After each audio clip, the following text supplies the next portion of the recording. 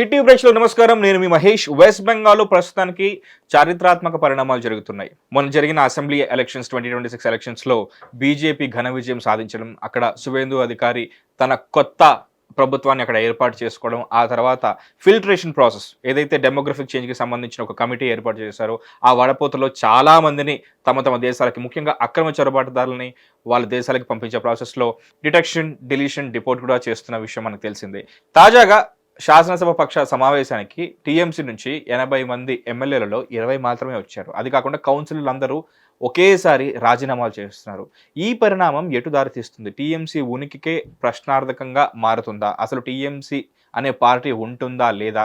లేకపోతే in future Mamata Banerjee ఇంకెవరితోన్నా పొత్తు పెట్టుకొని కాంగ్రెస్తో కానీ, లేకపోతే సిపిఎం ఫ్రంట్తో కానీ, లేకపోతే కమ్యూనిస్ట్ పార్టీతో కానీ జాయిన్ అయ్యి మళ్ళీ ఇంకో కొత్త ప్రభుత్వాన్ని ఏర్పాటు చేసే దిశగా ఎత్తులపై ఎత్తులు వేస్తారా? అసలు వెస్ట్ బెంగాల్ ప్రస్తుతానికి ఏం జరుగుతుంది అన్నీ క్లియర్గా తెలుసుకుందాం with senior political analyst and senior journalist Suresh Kochal గారితో చర్చిస్తూ. సార్ నమస్కారం, welcome to TV studio once again.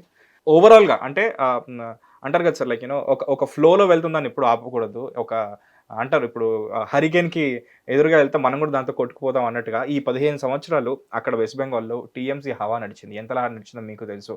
ఆ ప్రాసెస్లో ఓవరాల్గా ఇండియాకి ఏ లెవెల్లో డ్యామేజ్ జరిగిందో, లేకపోతే అడ్వాంటేజ్ డిసడ్వాంటేజ్ జరిగిందో మనకు తెలుసు. ఒక గేట్ వేలా పనిచేసింది లిటరల్లీ. ఒక ఓట్ బ్యాంక్ని ఎంతలా అంటే డెమోగ్రఫిక్ చేంజ్ చేసేంతలా, మనం ఇప్పుడు ఒక డెసిషన్ తీసుకునేంతలా అక్కడ మార్పులు తీసుకొచ్చాయి. అంటే ఒక గేట్ వే అనేది ఇంత పవర్ఫుల్గా పనిచేస్తుందని నేను షాకింగ్గా ఉంది నాకు. బట్ ఇప్పుడు వాళ్ళకు ఒక ఎదురు దెబ్బ తగిలింది. దీన్ని ఎలా చూస్తున్నారు? ఈ పరిణామాన్ని ఎలా అర్థం చేసుకోవాలి మనం? ఎప్పుడు పాలిటిక్స్లో మనం యారగెంట్ అయిపోతే ఇదే జరుగుతుంది. అది మీరు హిస్టరీలో వెళ్తే అదే ఉంటుంది. ఎవరైనా ఉండొచ్చు. మీరు వరల్డ్ వార్ చూడండి, హిట్లర్ చూడండి, సోవియట్ యూనియన్ చూడండి. ప్రతి చోట మీరు ఎక్కడైనా నేనే రాజు, నేనే నడిపిస్తానని, ఇంకెవడంతా పనికి రాడని చెప్పిన ఆ సంగతి ఏ రోజు వస్తుందో ఆ రోజు ఈ ప్రాబ్లమ్స్ అంతా మొదలవుతుంది. మమతా బెనర్జీ మనందరికి తెలుసు, పాలిటిక్స్లో కాంగ్రెస్ నుంచి వచ్చింది ఆమె. దాని తర్వాత తృణమూల్ కాంగ్రెస్ సెటప్ చేసుకుంది. వాజ్పేయి గారి క్యాబినెట్లో ఏమైనా మంత్రిగా ఉంది ఆమె, రైల్వే మినిస్టర్గా ఉండే. ఓకే. ఆ పరిస్థితి నుంచి మమతా బెనర్జీ తర్వాత వెస్ట్ బెంగాల్కి వెళ్ళి కమ్యూనిస్టులతో పోరాటం చేసి కమ్యూనిస్ట్ 34 సంవత్సరాలు పరిపాలించే కమ్యూనిస్ట్ రెజీమ్ని కిందకు దింపి ఫస్ట్ టైం ముఖ్యమంత్రి అయ్యారు. దాని తర్వాత రెండోసారి అయ్యారు, దాని తర్వాత మూడోసారి. Last one was a brute majority, 212 సీట్లు ఉండే. కానీ అక్కడ జరిగిన అక్రమాల గురించి దేశంలో అంత మట్టుకు ప్రజలకి అవగాహన లేదు. చాలా క్లియర్గా తెలిసిపోతుంది. ఎందుకంటే మీడియా చాలా మటుకు బ్లాక్ చేసి పెట్టారు. అది ఎక్కడో వెస్ట్ బెంగాల్, ఎక్కడో ఆసాం, పార్ట్ ఆఫ్ ఇండియా. అది మన వాళ్ళు అంటారు అట్లా, out of sight out of mind అంటాం ఇంగ్లీష్లో. ఇప్పుడు మయన్మార్ గురించి మాట్లాడుతున్నాడు. మయన్మార్ ఎప్పుడైనా న్యూస్లో వస్తుందా? అక్కడ ఒక భూకంపం వచ్చిందా, లేకుంటే ఒక వరద వచ్చిందా, లేకుంటే ఒక సైక్లోన్ వచ్చిందా, అప్పుడు మయన్మార్ న్యూస్లో వస్తుందా? ఇంతమంది చనిపోయారు అట్లానా? ఇప్పుడు మయన్మార్ ప్రెసిడెంట్ ఇండియాకి వచ్చా, మయన్మార్ ప్రెసిడెంట్ ఇండియాకి వచ్చారు, పెద్ద న్యూస్ అనమాట. చాలా పెద్ద దేశం అది, చిన్న దేశం కాదు. It almost double triple of Bangladesh. కానీ అంత ఇంపార్టెన్స్ లేదు దానికి, స్ట్రాటజిక్ ఇంపార్టెన్స్ పట్టించుకోకపోతే ఏదైనా సరే మన ఇగ్నరెన్స్లో. ఇది కూడా అంతే సంగతి. వెస్ట్ బెంగాల్ అనగానే అక్కడ ఉందా, ఉంది అంతే. దీనికన్నా ముందు కమ్యూనిస్ట్ వాళ్ళు ఉన్నారు, ఇప్పుడు మమతా బెనర్జీ వచ్చింది, డిఫరెన్స్ ఏం లేదు. కానీ అక్కడ జరిగింది ఏంటంటే, మేము దీని కూడా మాట్లాడాం మనం దాని గురించి. ఒక అరాచకత్వం చెప్పొచ్చు మీరు కావాలంటే, ఒక గ్యాంగ్స్టరిజం చెప్పొచ్చు, కలెక్షన్ ఏజెంట్స్ అని చెప్పొచ్చు, కట్ మనీ ఏజెంట్స్ అని చెప్పొచ్చు. వీళ్ళందరూ పనిచేశారు అక్కడ. అంటే కింద స్థాయి నుంచి ఒక చిన్న గల్లీ లీడర్ నుంచి టాప్ మమతా బెనర్జీ దాకా అందరు డబ్బులు సంపాదించారు. దాంట్లో చిన్నగా ఎగ్జాంపుల్ ఇవ్వాలంటే కట్ మనీ. దీనికన్నా ముందు చెప్పుంటాను బహుశా నేను మన ఛానల్లో. చిన్న గొడవలు జరిగినా కానీ పోలీస్ స్టేషన్లో వెళ్ళకుండా పార్టీ ఆఫీస్లో. అది కూడా కాదు, అది ఒక సైడ్. మీరు ఇల్లు కడుతున్నారు, మీకు ఇటుక కావాలన్నా, మీకు శాండ్ కావాలన్నా, లేకుంటే ఇసుక కావాలన్నా, లేకుంటే సిమెంట్ కావాలన్నా, మీకు పెయింట్ కావాలన్నా, వాళ్ళ దగ్గర నుంచి తీసుకోవాలి. అది మార్కెట్ కన్నా ఒక 20% ఎక్కువ ఉంటుంది. మీరేం చేయలేరు. షాప్కి వెళ్తే కూడా షాప్ అంటాడు నేను ఇస్తాను కానీ రేట్ ఇది ఉంటుందని. దాని మీద 100 రూపాయలు ఉంటే వాడు 120 అంటాడు. మీరు తీసుకోవాల్సి, ఆ 20 రూపాయలు వీళ్ళకి వెళ్తుంది, తృణమూల్ వాళ్ళకి. ఇది కింద స్థాయి నుంచి. పెద్ద స్థాయికి వెళ్ళగానే అది కోట్లలో ఉంటుంది డీల్ అది. సో మమతా బెనర్జీ వాళ్ళు చేసిన అది కాకుండా మహిళల మీద చేసిన అత్యాచారాలు, సందేశ్ ఖాళీ నుంచి ఆర్జీ కార్ దాకా మనం చూసాం. రిపీటెడ్ రేప్ చేశారు మహిళలు.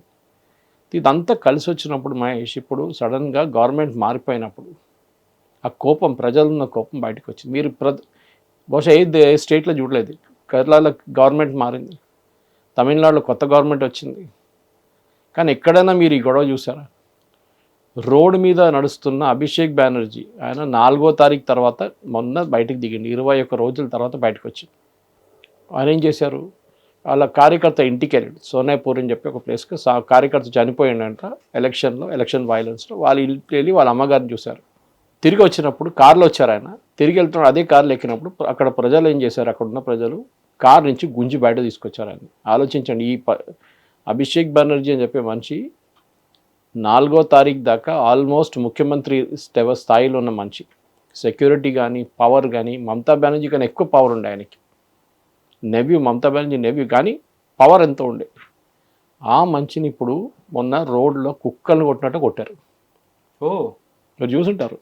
గుంజి కార్ నుంచి బయట గుంజి తీసుకొచ్చారు. దాని తర్వాత 2 వీలర్ మీద ఎక్కిండు పారిపోతా అని చెప్పి. మొత్తం క్రౌడ్ 2 వీలర్ని సరౌండ్ చేసుకున్నారు. 2 వీలర్ని కొట్టారు, ఈయన కింద పడ్డాడు.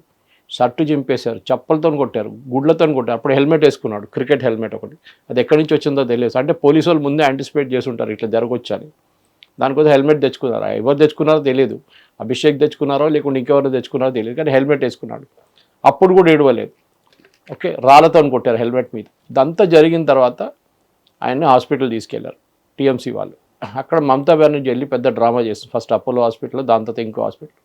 మావాడికి చాలా పెద్ద దెబ్బలు తగిలింది, అది ఎంఆర్ఐ చేయాలి. డాక్టర్ అందరూ ఏం కాలేదు, గుడ్లు కొట్టిండు, ఆ గుడ్లు వాసన వస్తున్నాయి, కొంచెం స్నానం చేసుకుంటే అంత ఓకే అయిపోతుంది అని చెప్పారు. కాదు, మేము అడ్మిట్ చేయాలని చెప్పి ఇమ్మీడియట్ రాహుల్ గాంధీ ఫోన్ చేసి హైదరాబాద్ పంపించండి అన్నారు. ఏం జరిగిందని హైదరాబాద్ పంపించడానికి? ఏం జరగలేదు, కొట్టినారు కరెక్ట్.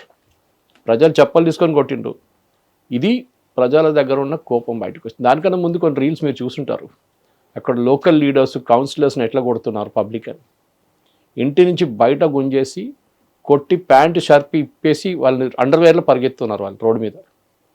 వీళ్ళందరూ ఒక టైంలో, ఒక టైం కాదు, ఒక నెల ముందు దేవర్ ఆల్ పవర్ఫుల్. పోలీసు వాళ్ళు ఇట్లా వాళ్ళు ఏం చెప్తే చేస్తారు, ఆ సంగతి ఉండే. మీరే చెప్పారు సార్, మనం ఎలక్షన్స్ టైంలో జరుగుతున్న అనాలిసిస్ ఏదైతే చేశామో అప్పుడు వీళ్ళు వార్నింగ్ ఇచ్చారు, ఎలక్షన్ తర్వాత చెప్తాం మీతో ఎవరు ఉంటారో చూస్తాము. డీజే మ్యూజిక్ ప్లే చేస్తా అన్నారు.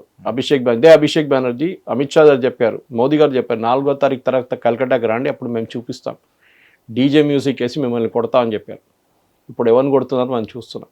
ఇఫ్ ఐమ్ నాట్ రాంగ్, ఇదే అభిషేక్ బెనర్జీ ధురంధర్ సినిమాలో మనం ఎగ్జాంపుల్ తీసుకుంటే అక్కడ లారీ ఎలా ఉంటుందో ఒక ప్లేస్, సపరేట్ ప్లేస్ ఉంటుంది, అక్కడ ఆర్మ్స్ స్మగ్లింగ్తో సహా డ్రగ్స్ అండ్ ఎవ్రీథింగ్ దానికి ఇతను మెయిన్ హెడ్గా అన్నట్టుగా. ఆయనకి కల్కట్టాలో 18 ప్రాపర్టీస్ ఆయన పేరు మీద ఉంది. ఇప్పుడు ఆ ఇన్వెస్టిగేషన్ నడుస్తుంది. ఓకే, బేనామీ ఎంత ఉందో తెలియదు, కానీ 18 ప్రాపర్టీ ఒక ఎంపీ. ఆయనకు ఉద్యోగం ఇంకేం జాబ్ లేదు, ఏం లేదు, ఎంపీగా ఉన్నారు అంతే. ఎక్కడి నుంచి వచ్చింది? కోట్లు సంపాదించారు వెస్ట్ బెంగాల్. వెస్ట్ బెంగాల్ మనం తప్పు పట్టాలంటే కమ్యూనిస్ట్ వాళ్ళు కాదు, ఈవెన్ కాంగ్రెస్ హయాం నుంచి తప్పు పట్టాలి. 60s కాంగ్రెస్ పరిపాలించారు, డాక్టర్ బీసీ రాజ్, సిద్ధార్థ్ శంకర్ రే వీళ్ళందరూ. దాని తర్వాత 77లో కమ్యూనిస్ట్ వాళ్ళు వచ్చారు, జ్యోతిబాసు. దాని తర్వాత లాస్ట్ ఫేజ్లో జ్యోతిబాసు గారు చనిపోయిన తర్వాత బుద్ధదేవ్ భట్టాచారి వచ్చారు. నిజంగా చెప్పాలంటే బుద్ధదేవ్ భట్టాచారి క్రెడిట్ ఇవ్వాలి. ఆయన వెస్ట్ బెంగాల్లో ఎంత స్లైడ్ జరిగిందో, ఇండస్ట్రియల్ అందరు వెళ్ళిపోయిన అందరు, ఆయన కొంచెం రివర్స్ చేయడానికి ట్రై చేశాడు. టాటా వాళ్ళు తీసుకొచ్చి సింగూరుకి తీసుకొచ్చినప్పుడు మనకు తెలుసు మమతా బెనర్జీ చేసిన గొడవ అక్కడ. టాటా వాళ్ళకి పారిపోయారు, టాటా గారిని కూడా అదే. సో అది కూడా జరిగింది. ఇంత చేసిన తర్వాత కూడా టాటా వాళ్ళు గుజరాత్లో వెళ్ళి సనంద్లో ప్రాజెక్ట్ పెట్టుకున్నారు. వాళ్ళు చాలా పెద్ద ఫ్యాక్టరీ అక్కడ. ఎవరికి నష్టం అది? వెస్ట్ బెంగాల్కి నష్టం, అక్కడ ప్రజలకు నష్టం, అక్కడ యంగ్స్టర్స్కి ఉద్యోగం లేకుండా పోయింది. ఇది వీళ్ళ ట్రాజడీ. ఒక టైంలో భారతదేశం రాజధాని కలకట్టా ఉండే, మీకు గుర్తుంటుంది. ఈస్ట్ ఇండియా కంపెనీ బ్రిటిష్ వాళ్ళ టైంలో రాజధాని ఉండే. వాళ్ళు వచ్చిందే మచిలీపట్నం నుంచి. ఈస్ట్ ఇండియా కంపెనీ ఇండియాలో ఎంటర్ అయింది మచిలీపట్నం పోర్ట్ నుంచి. అక్కడ నుంచి బయటకు వచ్చి వాళ్ళు కలకట్టా వైపు వెళ్ళారు. వెరీ ఫార్, ఈ ఎండ్ నుంచి ఆ ఎండ్కి మళ్ళీ. కానీ అప్పుడు కూడా ఢిల్లీకి వెళ్ళకన్నా క్లోజ్ కదా. ఓకే. అండ్ కలకట్టాని వాళ్ళు రాజధానిగా ఉంచుకున్నారు. మనకు తెలిసింది కలకట్టాకు ఒక ఇమేజ్ ఉండే ఆ టైంలో కూడా, ఒక కల్చరల్ క్యాపిటల్గా. భారతదేశంలో సినిమా కానీ, హెరిటేజ్ కానీ, లిటరేచర్ కానీ వాళ్ళకి చాలా మటుకు. మనం రవీంద్రనాథ్ ఠాగూర్ నుంచి చూసుకుంటే, సత్యజిత్ రే చూసుకుంటే, బిమల్ రాయ్, వీళ్ళందరూ చాలా పెద్ద పెద్ద మేధావులు ఉన్నారు. ఓకే, అట్లాంటి ప్లేస్. ఇన్ఫ్యాక్ట్ ఒక సేయింగ్ ఉండే ఒక టైంలో, what Bengal things today, India things tomorrow అని. అంత అడ్వాన్స్డ్గా ఉండే కలకట్టా, అంత అడ్వాన్స్డ్గా ఉండే బెంగాల్. తర్వాత మనకు తెలిసింది బిఫోర్ ఇండిపెండెన్స్ స్ప్లిట్ అయింది. ఒకటి ఈస్ట్ పాకిస్తాన్ అయిపోయారు, ఒకటి బంగ్లాదేశ్ వెస్ట్ బెంగాల్ అయిపోయారు. కానీ చాలా మటుకు మనకు అందరూ తెలిసిందే ఇక్కడ ఇల్లీగల్ ఇమిగ్రేషన్ 1960s నుంచే ఉండే, 50s నుంచే స్టార్ట్ అయింది. దాంట్లో మనం ఎస్ఐఆర్ గురించి డిస్కస్ చేసాం. ఎస్ఐఆర్ నుంచి వీళ్ళందరూ ఎట్లా బయటపడ్డారు, 1,00,000 మంది దాకా, 1 కోటి మంది దాకా తీసేశారు. ఆల్మోస్ట్ ఫస్ట్ 68 lakhs, దాని తర్వాత 24 లక్షల మంది తీసేశారు ఓటర్ లిస్ట్ నుంచి, తొలగించేశారు. అక్కడే ఒక ఆల్మోస్ట్ 90 లక్షల మంది ఓటర్ లిస్ట్ నుంచి బయటకు వచ్చేసారు. దాంతోనే మమతా బెనర్జీ ఎలక్షన్ ఓడిపోయింది. వీళ్ళందరూ ఫేక్ ఓటర్స్, వీళ్ళందరూ బంగ్లాదేశ్ నుంచి వచ్చిన వాళ్ళు చాలామంది మనం చూస్తున్నాం. వీళ్ళందరూ హకీంపూర్ చెక్ పోస్ట్ కానీ మిగతా చెక్ పోస్ట్కి పరిగెత్తున్నారు వేలాది మంది. అందుకే వీళ్ళ దగ్గర డాక్యుమెంట్స్ ఏం లేవు, ఉన్న డాక్యుమెంట్స్ కూడా ఫర్జీ డాక్యుమెంట్స్ అండి, ఫేక్ డాక్యుమెంట్స్. ఈజీగా పట్టుకోవచ్చు. ఆధార్ కార్డు ఉంటుంది, ఆధార్ కార్డు మీరు ఎంటర్ చేసి చూడండి డేటాబేస్లో, ఆధార్ కార్డు నాట్ వ్యాలిడ్ అని వస్తుంది. ఒట్టి తయారు చేస్తారు ఫోటోషాప్ లాంటి దాంట్లో. ఓకే, ఇదొక ఇండస్ట్రీ ఉంది అక్కడ వెస్ట్ బెంగాల్లో. మీకు బర్త్ సర్టిఫికేట్ కావాలి ఎంత, మీకు రెసిడెన్స్ ప్రూఫ్ కావాలి ఇది, మీకు ఏం చెప్తారు బర్త్ సర్టిఫికేట్ కావాలి అది ఎంత, అన్నిటికీ ఒక రేట్ ఉంటుంది. సో ఇది బ్రేక్ చేశారు బీజేపీ వాళ్ళు. And of course election commission SIR చేసిన తర్వాత. కానీ వీళ్ళు ఎప్పుడు అనుకోలేదు మేము ఓడిపోతామని, అంత అరెగెన్స్ ఉండే. అదే అభిషేక్ స్పీచ్లో కూడా కనిపిస్తుంది మీకు. దీనికన్నా ముందు ఇట్లనే ఒక దారుణమైన అటాక్ జరిగింది లాస్ట్ ఎలక్షన్ టైంలో, అప్పుడున్న బీజేపీ ప్రెసిడెంట్ జేపీ నడ్డా గారి మీద. అప్పుడు వీళ్ళెవరు మాట్లాడలేదు.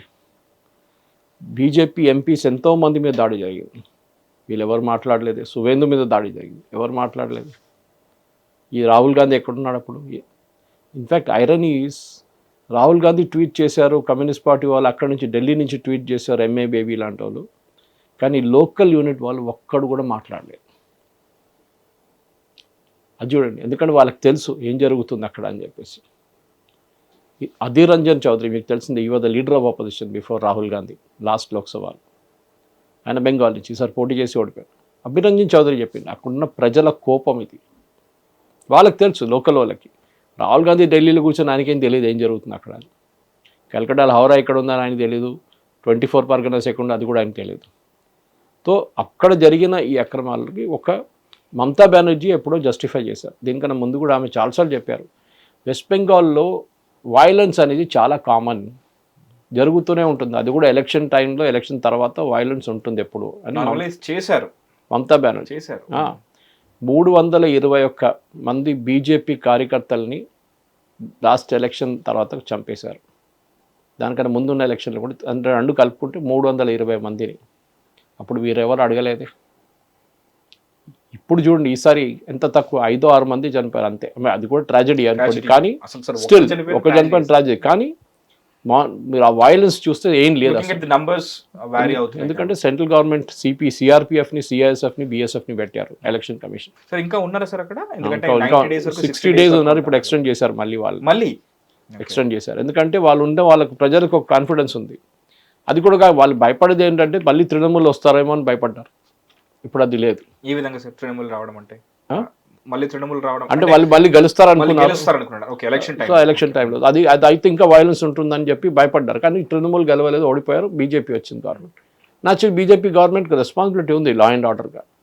కానీ ప్రజలు ఎట్లా అయిపోయిందంటే ఇప్పుడు మీరు చూస్తున్నారు కౌన్సిలర్లు రాజీనామా ఎట్లా చేస్తున్నారు అంటే యాజ్ ఇఫ్ రేపు ఉండదు, వరల్డ్ లోకం అయిపోతుంది రేపు అని అట్లా రాజీనామా చేస్తున్నారు. క్షేత్రస్థాయిలో చేస్తున్నారు. మున్సిపల్ కార్పొరేషన్ డైమండ్ హార్బర్ ఏది అభిషేక్ బెనర్జీ కాన్స్టిట్యున్సీ, లోక్సభ కాన్స్టిట్యున్సీ, అక్కడున్న మున్సిపాలిటీ డిజాల్వ్ చేసేసారు. నేను అందరు రాజీనామా చేస్తారు, టీఎంసీ వాళ్ళు డిజాల్వ్ చేయాల్సి వచ్చింది. మళ్ళీ ఫ్రెష్ ఎలక్షన్స్ ఉంటుంది. అట్లా వెస్ట్ బెంగాల్లో చాలా మటుకు మున్సిపాలిటీలో అందరు రాజీనామా చేస్తున్నారు టీఎంసీ వాళ్ళు. ఎవరు జంప్ అవ్వట్లేదు సార్ బీజేపీకి? బీజేపీ తీసుకుంటలేరు. బీజేపీకి అడ్వాంటేజ్ ఏంటంటే ఇప్పుడు 200+ సీట్స్ ఉంది వాళ్ళకి, 206, 207 ఉంది. ఇప్పుడు వాళ్ళకి అక్కర్లేదు ఎమ్మెల్యేలు, కౌన్సిలర్లు అక్కర్లేదు. వాళ్ళేమంటారు వీళ్ళు తీసుకుంటే మళ్ళీ అదంటారు బీజేపీ వాషింగ్ మిషన్, బీజేపీలు తీసుకొస్తే అందరు క్లీన్ చేసేస్తారు బీజేపీని అని చెప్పి. వీళ్ళు కరప్ట్, కట్ మనీ తీసుకొని డబ్బులు తీసుకొని. ఒక మహిళల స్కీమ్ ఉందనుకోండి, వాళ్ళకి నెలకి 1500, 2000 రూపాయలు వస్తుంటాయి, దాని నుంచి 500 గుంజుకుంటారు ఈ కొడుకులు. అది ప్రతి దాంట్లో చేస్తారు వీళ్ళు. అట్లాంటి ఆ కోపం ఉంది చూడండి ప్రజలు, మేమెందుకు తీసుకోవాలి, అది మా మీద ఆ శాపం వస్తుందని చెప్పి బీజేపీ వాళ్ళు ముట్టట్లేదు. కానీ ఈ అరెస్టులు పోలీసుల బెదిరింపు వల్లే జరుగుతున్నాయి అని చెప్పేసి ఈమె ఆరోపిస్తున్నారు ఎవరు మమతా బెనర్జీ. అందుకే రాలేకపోయారు మా ఎమ్మెల్యేలు అని చెప్పేసి. అంటే వాళ్ళ ఎమ్మెల్యేలకి ప్రొటెక్షన్ ఉంది, ప్రతి ఎమ్మెల్యేకి సెక్యూరిటీ ఉంటుంది. వీళ్ళు ప్రజల్ని భయపడుతున్నారా పోలీసు వాళ్ళని భయపడుతున్నారా అర్థం కావట్లేదు. అంటే సార్ ఇది అంతర్గత తిరుగుబాటా లేకపోతే ఇది జరగాల్సిన పరిణామమేనా? ఇది జరగాల్సింది. ఎందుకంటే ప్రజల్లో ఉన్న ఈ 15 సంవత్సరాలు అక్కడ చేసిన అక్రమాలు చూసి వాళ్ళకున్న కోపం, సందేశ్ ఖాళీ ఉండొచ్చు, ఆర్జీ కార్ ఉండొచ్చు, మిగతా చాలా కేసెస్ ఉన్నాయి. మహిళల మీద రేప్ చేసిన కేసెస్ చాలా ఉన్నాయి. సో ప్రజలకు భయపడే అవుతున్నారు అంతేగాని విత్ ఇన్ పార్టీ అంటే ఇప్పుడు మమతా బెనర్జీని అరే రేపు పొద్దున దృష్టిలో పెట్టుకొని మళ్ళీ ఇంకెవరితోన్నా సరే పొత్తులో వచ్చేసి మళ్ళీ గెలుస్తారని అదేం లేదు. ప్రజలకు భయపడి గవర్నమెంట్కి భయపడి ఇప్పుడున్న సువేందు అధికారికి నెక్స్ట్ యోగి ఆయన అంటున్నారు కాబట్టి ఆయన దృష్టిలో పెట్టుకొని ఆయన చాంతోనే భయపడుతున్నారు. కరెక్ట్. ఇప్పుడు చూడండి, అక్కడ ఒక మహిళ నిన్న కలిసింది, ఆమె పేరు నేను మర్చిపోయాను. ఓకే. ఆమె పని మనిషిగా పనిచేస్తుండే, మీకు తెలిసి ఉంటుంది స్టోరీ. అది ఏది 2 ఇంట్లలో పనిచేసి 4,000 రూపాయలు సంపాదిస్తుండే. బీజేపీ ఆమెని లాస్ట్ ఎలక్షన్లో క్యాండిడేట్గా పెట్టారు. ఆమెకి 80,000 ఓట్లు వచ్చినాయి, కానీ ఓడిపోయింది పాపం. అది డిఫరెంట్. దట్ ఈస్ ఆమె గెలిచింది కూడా, ఈమె కూడా గెలిచి పని మనిషి, ఈమె second person I'm speaking. So she won. ఆమె ఈసారి గెలిచింది. గెలిస్తే మినిస్టర్ చేశారు ఆమెని. ఆలోచించండి, గుడిసెలు ఉంటుంది ఆమె ఎప్పుడు కూడా, మినిస్టర్ చేశారు. అదే ఒక డిఫరెన్స్ అన్నమాట. అంటే మీరు ఎంత కింద స్థాయిని వచ్చినా కానీ మిమ్మల్ని చూసుకుంటారు. కార్డర్ బేస్ పార్టీది అడ్వాంటేజ్ అది. ఫ్యామిలీ బేస్ పార్టీది అది కాదు. అఖిలేష్ కానీ, రాహుల్ గాంధీ కానీ, స్టాలిన్ కానీ, ఉద్ధవ్ థాకరే కానీ, వీళ్ళందరూ ఫ్యామిలీ బేస్ పార్టీ నుంచి వస్తారు. ఇంకా కాంగ్రెస్ వాళ్ళు కూడా అంతే. సో డిఫరెన్స్ అది. మీరు ఒక కార్యకర్తగా ఉండి మీరు ఒక ముఖ్యమంత్రి కావచ్చు, ఒక ప్రధానమంత్రి కావచ్చు, మీరు ఒక ఎమ్మెల్యే కూడా కావచ్చు, మినిస్టర్ కూడా కావచ్చు. అది చూస్తున్నాం. మోదీ గారికి ఎవరు గాడ్ ఫాదర్ లేకుండే. గుజరాత్ ముఖ్యమంత్రి అయినప్పుడు కూడా ఆయన దానికన్నా ముందు ఒక మినిస్టర్షిప్ కూడా లేకుండా ఆయన దానికి డైరెక్ట్గా ముఖ్యమంత్రి అయిపోయింది. ఆయన అక్కడి నుంచి డైరెక్ట్గా ప్రధానమంత్రి అయిన తర్వాత. సో అట్లాంటి గ్రోత్ ఉంటుంది. సో వెస్ట్ బెంగాల్ ఇప్పుడు జరిగేది 2 వైపుని చూడాలి మనం. ఒకటి డెవలప్మెంట్ లేదు, ఒకటి ఇంకోటి లా అండ్ ఆర్డర్ కంప్లీట్గా బ్రేక్ డౌన్ అయి ఉండే. ఇప్పుడు మీరు చూస్తున్నారు, రాగానే ఫస్ట్ స్టెప్ ఏం తీసుకున్నారు, బీఎస్ఎఫ్కి బార్డర్ ఫెన్సింగ్ కావాల్సిన ల్యాండ్ ఇచ్చేశారు. సిలిగుడి కారిడోర్ వైపు చికెన్ నెక్ దగ్గర 250 ఏకర్ల ల్యాండ్ ఇచ్చేశారు గవర్నమెంట్, డిఫెన్స్ మినిస్ట్రీకి. ఇది ఎప్పుడో చేయాలండే.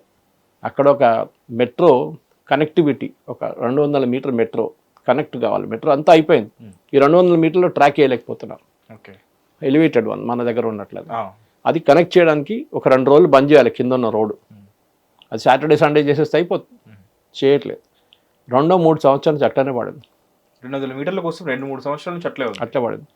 ఏం చేశారు వీళ్ళు రాగానే, సువేందు అధికారి స్వేరింగ్ చేసే ముందే ఆయన ఆర్డర్ ఇచ్చేసాడు, అది పని మొదలు పెట్టండి, సాటర్డే సండే బంద్ చేయండి, ఆల్టర్నేట్ రోడ్ వేయండి, ముందే అనౌన్స్ చేయండి పబ్లిక్కి. ఎందుకంటే అక్కడ ఒక మాఫియా ఉండే, ఆటో మాఫియా, ఒక ట్యాక్సీ మాఫియా, ఒక బస్ మాఫియా. ఇప్పుడు మెట్రో వచ్చిందంటే వాళ్ళ బిజినెస్ పోతుంది. సో దానికోసం వాళ్ళు డబ్బులు ఇచ్చి కూర్చున్నారు. మీకు గుర్తుంటుంది బహుశా, నేను మన ఛానల్ చెప్పాను ఇది. అక్కడ కల్కటాలో 6 కలిసారు బీజేపీ ఎమ్మెల్యేలు. ఆయన పేరు మర్చిపోయాను. ఒక ఎమ్మెల్యే ఇంటికి ఒకరోజు పొద్దున ఒక పెద్ద సంచి అని కాదు, ఒక బెడ్షీట్ లాంటి దాంట్లో ₹1,00,000 కన్నా ఎక్కువ ఈ ఆటో రిక్షా డ్రైవర్లు 3-4 కలిసి పట్టి తీసుకొచ్చాడు. ఏంట్రా ఇదంటే, మా దగ్గర రూల్ సార్ ఇది. ఇప్పుడున్న దీనికన్నా ముందున్న ఎమ్మెల్యే కూడా ఏ ఏరియాకి ఎమ్మెల్యే ఉంటాడో వాడికి ఆటో రిక్షా డ్రైవరు ప్రతిరోజు ₹50, ట్యాక్సీ వాడు ప్రతిరోజు ₹100 డబ్బులు ఇవ్వాలి. అది వీళ్ళ యూనియన్ ఒకటి ఉంది, అది కలెక్ట్ చేసి వెళ్ళి ఎమ్మెల్యేకి ఇస్తారు. ఎవ్రీ మంత్ లక్షల్లో పోతుంది అమౌంట్ అది. సో అడిగారు ఎమ్మెల్యే, బీజేపీ ఎమ్మెల్యే అడిగారు, ఎందుకు తీసుకొచ్చారంటే ఇది ఇట్లా ఉందంటే, నాకు అక్కర్లేదు, మీరు పని చేయండి, ఐదర్ రిటర్న్ ద పైసా అందరికీ, లేకుంటే మీ యూనియన్ ఉంది కదా మీ అకౌంట్లో వేసి రేపు ఎవరికైనా హెల్త్ ఇష్యూనో ఇంకేమైనా వస్తే మీరు దాని నుంచి ఆ డబ్బు తీసుకొని హెల్ప్ చేసుకోండి. సో ఇదే చెప్పారన్నమాట. సో ఇది ఆలోచించారు, ఇది జరుగుతుండే ముందు. ఇది బై డిఫాల్ట్, లైక్ ఇప్పుడు బీజేపీ వచ్చింది కూడా వాళ్ళకి కొత్తగా ఉంది, వాళ్ళు అనుకుంటారు ఈ ఎమ్మెల్యే కూడా తీసుకుంటాడేమో అని తీసుకొచ్చారు వాళ్ళు. కానీ ఇంకొక కౌన్సిలర్ మీరు చూసుంటారు, ఆయన ఏరియా మర్చిపోయాను, కానీ ఆయన పెద్ద కట్ మనీ ఛాంపియన్ ఉండే, కోట్లు సంపాదిస్తున్నాడు. ఆయన ఇంటి పక్కన పొలం ఉంది, పొలంలో ఇల్లు రైడ్ చేస్తే ఏం దొరకలేదు. అప్పుడే వీళ్ళకి డౌట్ వచ్చింది పోలీసు వాళ్ళకి. పక్కన పొలంలో చూస్తే కొంచెం ఫ్రెష్గా డిగ్ చేసిన ఏరియా కనిపించింది, తవ్విన ఏరియా కనిపించింది. అక్కడ వెళ్ళి తవ్వి చూస్తే 2.5 కోట్లు దొరికినాయి నోట్లు, ప్లాస్టిక్ ప్యాకెట్లు వేసి భూమి కింద పెట్టేసింటారు. ఇది నడుస్తుంది అక్కడ. పేరు కూడా భలే పెట్టారు సార్, కట్ మనీ ఛాంపియన్. అక్కడ అందరూ అంతే, అక్కడ కట్ మనీ అనేది చాలా కామన్. అక్కడ బెంగాల్లో మీరు వెళ్ళి అడగండి, కట్ మనీ అంటే ప్రతి, నేను చెప్తాను కదా, కింద స్థాయి నుంచి వాడు కౌన్సిలర్ కూడా ఉన్నాడు, వాడు చిన్న గల్లీ నేట. ఇప్పుడు ఎట్లా చూసారు మొన్న ముగ్గురు, నేనైతే నలుగురిని చూశాను ఇప్పుడు అక్కడ అండర్వేర్లో పరిగెత్తున్నారు, రోడ్డు మీద కొడుతున్నారు, మహిళలు వచ్చి కొడుతున్నారు, మిర్చి పౌడర్ వేస్తున్నారు వాళ్ళ ముఖం మీద. అంత కోపం ఉంది వాళ్ళకి. అంటే మా డబ్బులు మీరు గుంజుకున్నారు, మా డబ్బులు మాకు ఇవ్వండి అని చెప్పేసి.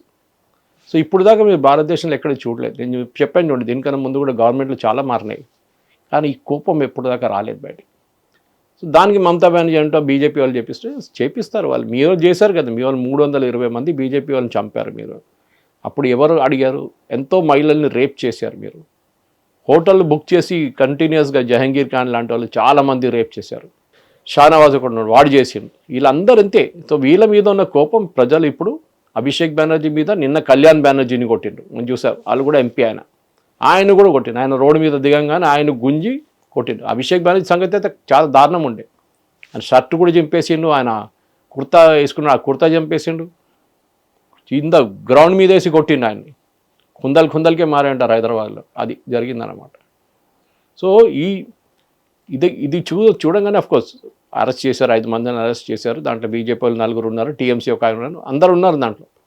కానీ ప్రజల కోపం అర్థం చేసుకోవాలి. So this is lesson to every representative, public representative. మీరు నన్ను ఎవడు ముట్టలేడు, నన్ను ఎవడు ఏం చేయలేడు అనుకున్న అభిషేక్ బెనర్జీని ఆయన ఇంటి పక్కన అటువైపు ఇటువైపు 1/2 కిలోమీటర్ నో పార్కింగ్. ఆలోచించండి. అక్కడున్న ప్రజలు చాలా విసుకొచ్చేసారు. వాళ్ళు పార్కులు కొట్టేశారు. సిపిఎం వాళ్ళు ట్వీట్ చేస్తున్నారు, మా 500 పార్టీ ఆఫీసులు మాకు రిటర్న్ దొరికిందని చెప్పేసి. అంటే బీజేపీ వచ్చిన వాళ్ళకి దొరికింది, లేకుండా వాళ్ళకి అది కూడా దొరికిపో. వాళ్ళ ఆఫీసులు వీళ్ళు గుంజుకున్నారు 550. కాంగ్రెస్ వాళ్ళు, సిపిఎం వాళ్ళది, టీఎంసీ కొట్టేశారు. అది మళ్ళీ ఇప్పుడు రిటర్న్ వచ్చింది వాళ్ళకి, వాళ్ళు వెళ్ళి ఆక్యుపై చేసుకుంటున్నారు ఇప్పుడు. సో అంత పెద్ద ఒక డిక్టేటర్షిప్ అక్కడ నడుస్తుండే. Mamata Banerjee, Abhishek Banerjee business private limited ఇది ఉండే. ఇప్పుడు మహేష్ ఇక్కడి నుంచి వెస్ట్ బెంగాల్ని మార్చాలంటే చాలా కష్టం, కానీ మార్చవచ్చు.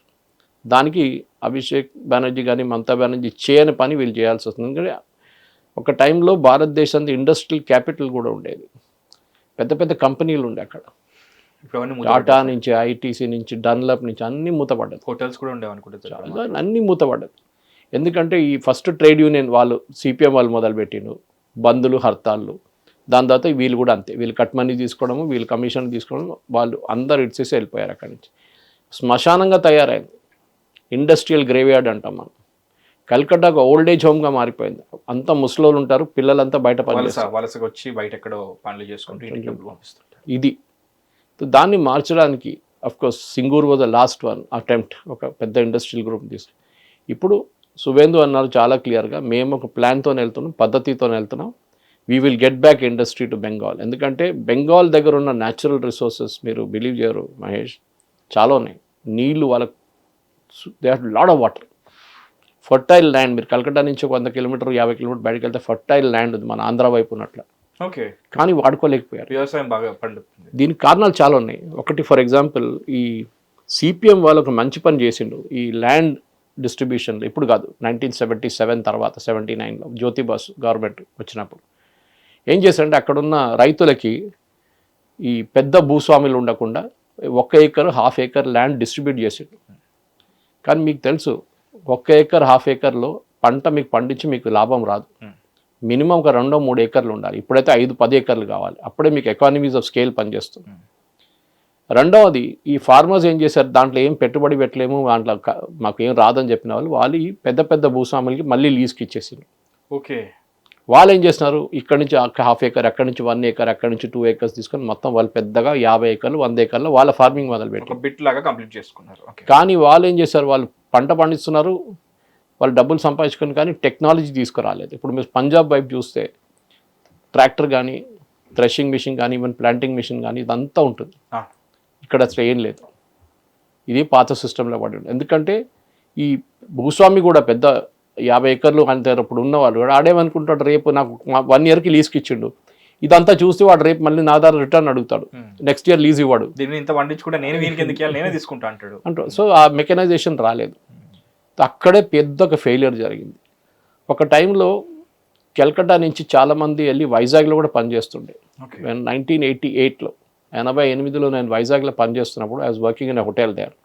ఒక ప్రాజెక్ట్ హోటల్ ఉండే, బిల్డ్ చేయడానికి మళ్ళీ కట్టాల్సి వచ్చింది, ఇరగొట్టేసి మొత్తం వాల్టేర్ మెయిన్ రోడ్ మీద. ఆ హోటల్ అక్కడ పనిచేస్తున్న టైంలో నేను చూస్తే అక్కడ శ్రీపురం జంక్షన్ అని చెప్పి చాలా ఫేమస్ ఉంది వైజాగ్లో.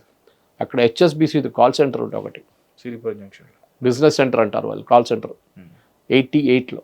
అప్పుడు మన హైటెక్ సిటీ కూడా అంత పెద్ద ఇది రాలేదు అప్పుడు దాకా. HSBC HSBC Shanghai banking corporation. ఎందుకు కలకట్టా నుంచి చాలామంది టాలెంటెడ్ యంగ్స్టర్స్ రావడానికి రెడీగా ఉన్నారు. అక్కడ వాళ్ళు పెట్టలేకపోతే ఇక్కడ పెట్టారు, వైజాగ్లో పెట్టారు. ఆలోచించండి, కలకట్టాలో ఇప్పుడు సరే యాక్సెంచర్, టీసీఎస్, ఇన్ఫోసిస్ చాలా కంపెనీలు ఉన్నారు, కానీ ఎక్స్పాండ్ చేయట్లేదు వాళ్ళు. ఒకవైపు ఈ భూమి ప్రాబ్లం చెప్పాను మీకు, ల్యాండ్ హోల్డింగ్స్. ఇప్పుడు ఒక కంపెనీ రేపు వస్తే వాళ్ళు ఫస్ట్ టైం అడుగుతారు, మీకు ఐటీ పార్క్ ఉందా, ఎంత 1000 ఎకర్లు, మాకు ఒక 50 ఎకర్లు కావాలి, 25 ఎకర్లు కావాలి, 10 ఎకర్లు కావాలి, depending on the size of the company. మన దగ్గర బయోటెక్ పార్క్ ఉంది షామీర్పేట వైపు, ఎంతో అది 2000, 3000, 4000 ఎకర్లు ఉన్నాయి. ఎవడైనా వచ్చి సనోఫీ వచ్చారు, నోవాటిస్ వచ్చారు, మాకు ఫార్మర్స్ అన్ని కూడా మాకు 25 ఎకర్లు కావాలి, మాకు 30 ఎకర్లు కావాలంటే అక్కడ ఇచ్చేస్తారు వాళ్ళు, డబ్బులు కూడా కడతారు, వాళ్ళకి ప్రాబ్లం లేదు. కానీ వాళ్ళకి దాంట్లో రోడ్లు ఉండాలి, డ్రైనేజ్ ఉండాలి, ఎఫ్లూయెంట్ ట్రీట్మెంట్ ప్లాంట్ ఉండాలి, నీళ్ళు ఉండాలి, ట్రాన్స్పోర్టేషన్ ఫెసిలిటీస్ ఉండాలి, మంచి రోడ్లు ఉండాలి, టాలెంటెడ్ పీపుల్ ఉండాలి. ఇది బెంగాల్లో టాలెంటెడ్ మనుషులు ఉన్నారు, కానీ ఈ మిగతా ఏం లేవు. ఇప్పుడు సువేందుకు అన్నిటికంటే పెద్ద ఛాలెంజ్ అది. First he has to create that atmosphere, ఇండస్ట్రీని తీసుకురావడం. కానీ అడ్వాంటేజ్ ఏంటంటే ఒకటి సెంట్రల్ గవర్నమెంట్ సపోర్ట్ ఉంది ఆయనకి. So first union government projects కూడా కొన్ని ఇక్కడికి తీసుకొస్తారు బహుశా. ఇప్పుడు అమూల్ వాళ్ళు ఒక పెద్ద ప్రాజెక్ట్ పెడుతున్నారంట అక్కడ నార్త్ ఈస్ట్ కోసం. They can good thing. Amul is the cooperative, not a government thing. అప్పుడు కూడా ఇట్లాంటి చాలా మటుకు మన వైపు కాశీపేటలో వ్యాగన్ ఫ్యాక్టరీ పెట్టిండు, అట్లనే అక్కడ కూడా ఏదైనా పెట్టచ్చు. దీనికన్నా ముందు అంతా ఉండే అక్కడ, కానీ మొత్తం మూతపడదు. So he has to revive the entire industrial climate అనమాట అక్కడ. దానికి సెంట్రల్ గవర్నమెంట్ హెల్ప్ కావాల్సి వస్తుంది, ఎంఎస్ఎంఈ ఉండొచ్చు, దాని కాక బ్యాంక్ లోన్స్ ఉండొచ్చు, మిగతా అన్నీ చేయాల్సి వస్తుంది అక్కడ. ఈ 50 సంవత్సరాల్లో ఎంత మొత్తం ధ్వంసం చేశారో దాన్ని కంప్లీట్గా రివర్స్ చేయాల్సి వస్తుందని అంత ఈజీ కాదు, ఇది కష్టపడాల్సి వస్తుంది. సార్ 1 month బ్యాక్ ఇదే స్టూడియోలో స్క్రీన్ పైన రాబో ఎలక్షన్స్కి సంబంధించి ఎక్కడ ఏం జరుగుతుందో అనే టైంలో ఆ రోజున నెరేటివ్ డిఫరెంట్ ఉండే సార్.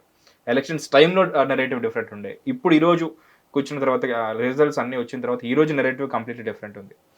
మనం మాట్లాడుకోవాల్సిన ఇంకో ఫ్యాక్టర్ సార్, లెఫ్ట్ ఫ్రంట్ వాళ్ళ పునరాగమనం మళ్ళీ సాధ్యమేనా? ఎందుకంటే సిపిఎం కాంగ్రెస్ కలిసి వస్తున్నాయంటున్నారు.